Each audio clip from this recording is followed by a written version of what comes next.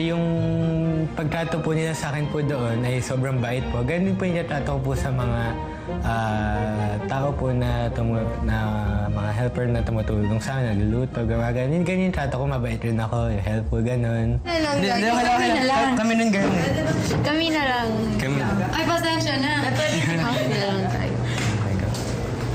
So, nung ganun kaso na sana, natuwa ako dahil ito pala yung feeling na masaya kahit na nagtatrabaho ako, masaya. Samantala, si Shayna halatang di alam ni na Potts at Fritzy kung paano magluto ng nilaga. Ilagay na lahat yung karne, sabay lahat yun. Ang kamay naman.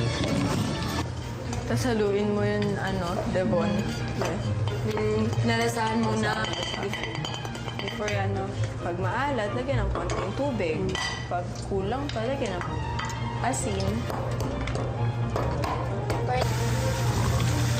Tapos pwede mo yung takiban muna kasi yung repolyo, ipapato mo lang, tapos na siya.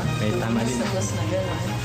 Yung pagtrato po nila sa akin po doon ay sobrang bait po. Ganun po yung trato ko po sa mga tao po na mga helper na tumutulong sa akin, nagluluto, gawa ganun. Ganyan yung trato ko, mabait rin ako, helpful, ganun. Kami na lang. Kami nun ganun. Kami na lang. Ay, pasensya na. Kami na lang tayo. So, nung ganun kaso na sana, natuwa ako dahil ito pala yung feeling na masaya kahit na nagtatrabaho ako, masaya. Pitos mo ba? Sarap! Ba't ganun? Masarap.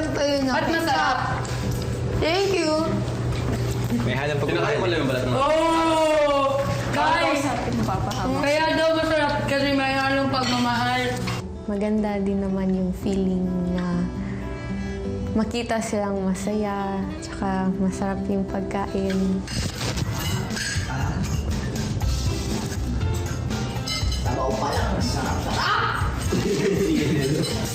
Chris, thank you sa mga tumulong sa atin. Ano yung sticker?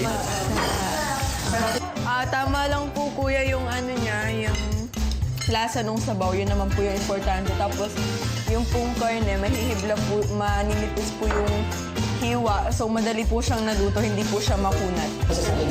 Okay na to siya kuya, masarap po.